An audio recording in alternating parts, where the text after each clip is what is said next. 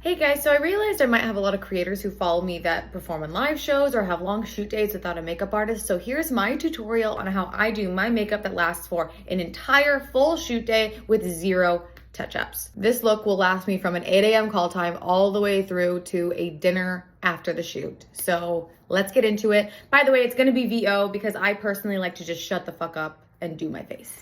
So here's my setup. The first thing you're gonna notice about my routine is that I'm not a full coverage girly. This CC cream is my quote unquote foundation. I think any tinted sunscreen, something that is more sheer coverage or light medium coverage, this evens out my skin tone and the texture and reduces the redness while also improving my skin over time, which is great because I'm filming every day and I like to look like I have a natural skin finish so that even if it doesn't look perfect, it still looks natural and just like my face. I also just love that it has sunscreen and it's just a nice little natural base to go under my concealer.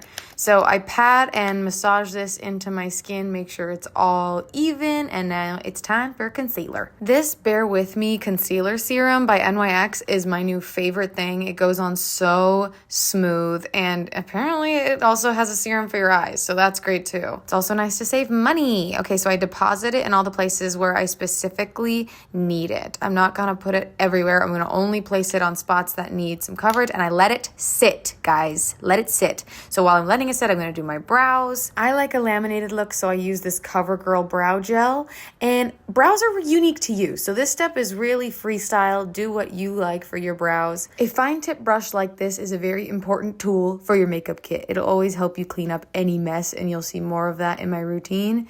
This is me cleaning up my brow gel. Time for my liquid contour slash bronzer while I'm still letting the concealer sit. I right now only put it on my forehead and under my neck because I like my jaw to look extra snatched, and a little on my nose for some sun-kissed vibes. Now I'm gonna put you on something because I have not washed my makeup brushes with soap or water or anything since 2019. This Cinema Secrets Quick Dry Rinse Free Spray has changed my life, makes my brushes look brand new and they're sanitized. I used to break out all the time because my brushes weren't perfectly clean, and now I just can clean them as I go in the morning. And here we go, blending out my contour slash bronzer. I like to do a cream base and then I will go in with some powder bronzer and stuff later. This will really help everything last all day. I would like you to also pay attention to how I'm blending all this out and where I'm placing it because it is part of the process. Blending bronzers and blushes around the jawline and ears really helps everything look super cohesive. Now we're just stippling away the nose little sun-kissed bronze moment, and it's finally time to blend in that concealer. Letting it sit like this honestly almost dries it out in a way that increases the coverage and helps it stay in place all day. I start by blending out the less crucial areas, letting the more important areas bake even more. My under eyes always need as much help as possible. I'm gently stippling it into my skin, and again, gently is the word. Gently, gently, gently. And I don't blend my concealer under my eye too close to my waterline. I stay really where I need it, which is where those bags get deep. And then notice how I'll take this outer corner deposit of concealer and I'll draw it up and out away from my eye. It will kind of give you like a facelift effect. I'm 30 now, I like to know these things. I'll then take any excess and then use it on my brow bone to make it cohesive with the rest of my face. And now it's time for cream blush. I forgot to record some of it, but it's wherever you like to put your blush placement. I learned from a makeup artist that you don't want your blush to go past your nose, like below your nose, because it will kind of draw your face down. So keep it above that. And I also put some on my chin, again, making my face like kind of cohesive.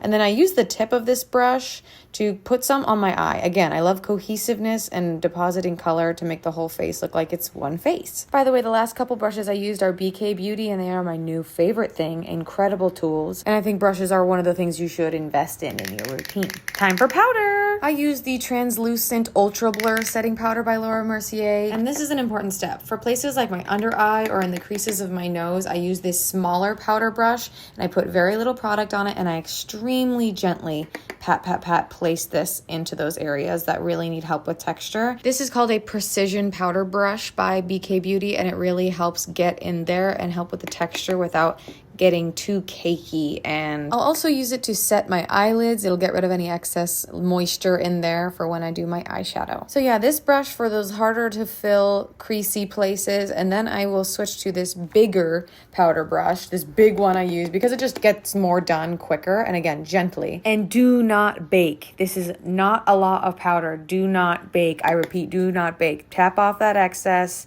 and use it like a gentle sealant upon thine face. This is a thin matte layer that will set and lock in all your liquid and cream products before we go in with the powder ones, and it won't look too cakey. I promise, trust the process. Now, I'm cleaning this brush for a few products, including this other Laura Mercier powder that is a light catcher, so it has more of a shimmery look that makes me look kind of dewy. I put it on the outer points of my face only on the outer borders and high points, so cheeks, tips of the forehead, point of the jaw. Now, I understand not everybody wants this vibe, but I will say this powder, you can use very little of it and it'll give you just this very natural dewy sheen while still feeling dry and in place, and I'm obsessed with it. I'm also not sure if they even make it still anymore, so rip. Okay, time for bronzer. You can do matte, or you can do a shimmery finish. I love to use a little bit of both, but it's just, I like that sun-kissed. I need to add some color to my face because when I'm really fair, I look a little bit sickly. This brings some life, some sunshine back into my skin, also having that dewy kind of natural skin finish. And again, blending it out using excess in other places like the jaw and the ears or neck to help it all look like one face. Now for my powdered blush, I like to bring in a little bit more shimmer. Cool, so a trash truck is coming through, but we have this shimmery blush. It's the Sephora brand. I love it. It makes it look like a kind of dewy, kind of warm, healthy, moisturized blush. I try not to do it right on where I put my concealer of my bags under my eyes though, because that can showcase some pores that you don't want to showcase. I like to put the excess on my chin or my collarbones, and now it's time for eyeshadow. I use the same bronzer matte one that I used earlier. For this subtle natural look, I put it on my outer corner and up and out, kind of just past the brow bone, as if to make it look a little more youthful. And again, like with that facelift effect, I have hooded eyes, so I just kind of want any kind of depth here. My key tips here with eyes is upward and outward. Upward and outward. It's just a nice lift, a nice little snatched effect. This is a little round brush that I found at, I think, a TJ Maxx or something, but it's just a big fluffy brush to help with that base. After I blend that out, however I feel is good enough, I'll switch to this other brush for the bottom.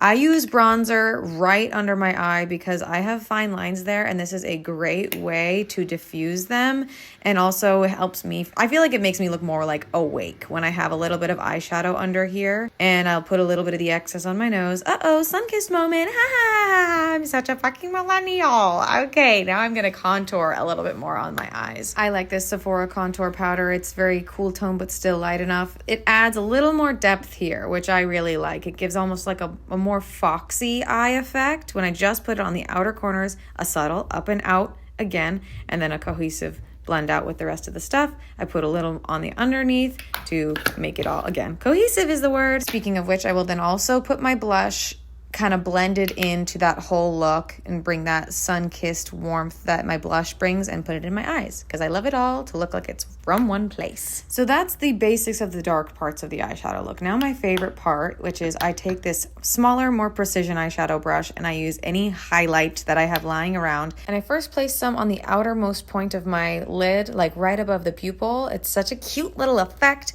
Then I will put some on the inner corner. It's these small things that really add a lot of bada bing, bada boom to your look. And then of course, I love putting some on my brow bone, just below the brow. It helps that bone structure pop and helps the rest of the eyeshadow, you know, do its thing even harder. It's all an enhancing effect. Similarly, I like to put a little tiny bit on the bridge of my nose and then a cute little doink on the tip of my nose. This does so much for me. Now I'm going to show you this amazing lip product that I use. I host a show called Culinary Crimes where I'm eating, and this peel off lip stain keeps my lips pigmented through eating, drinking, anything and everything, and I still look like I have lips, which is huge for me. This is their nude shade. I paint on a thick layer of this stuff, and then I'll let it dry while I finish the rest of my routine. And again, I'm going to bring back this fine tip brush that I use to clean up any imperfections I have on putting any makeup, honestly. It's the best tool. So while that sits, we're going to do eyeliner. Today I'm showing you how I do it with a dark eyeshadow and this angled brush from Anastasia Beverly Hills. Some days I will use a felt tip eyeliner pen, which I also love very much, but today we're going to be working with a Too Faced palette,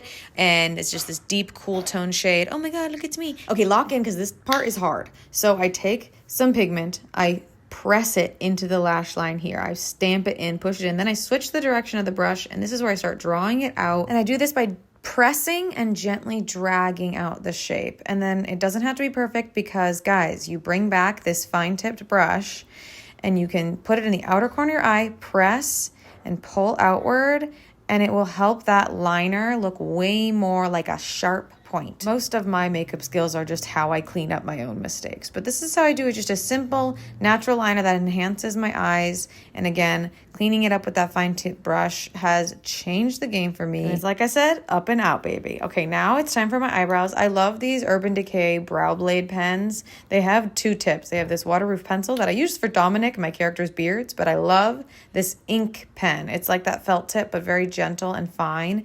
And I like to draw out my hairs. I know this isn't for everybody. Again, brows are very custom to you.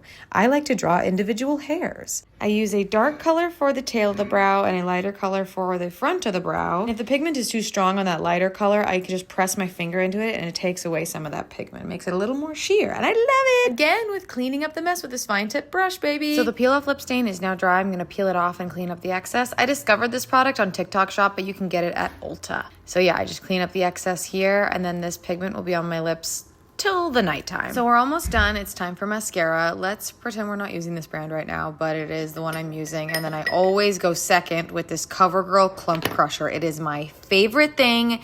It makes my lashes look amazing. But yeah, I usually focus on the outer half of my eye.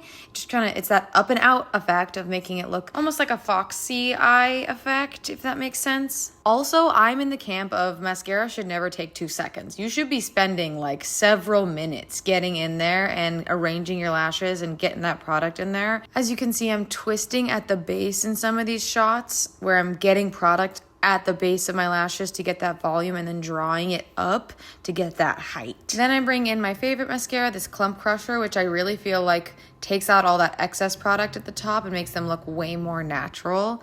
I'm obsessed with this. I've been using this specific one as my second mascara for years. And then I put it on the outer corners of the bottom, just the outer corners though.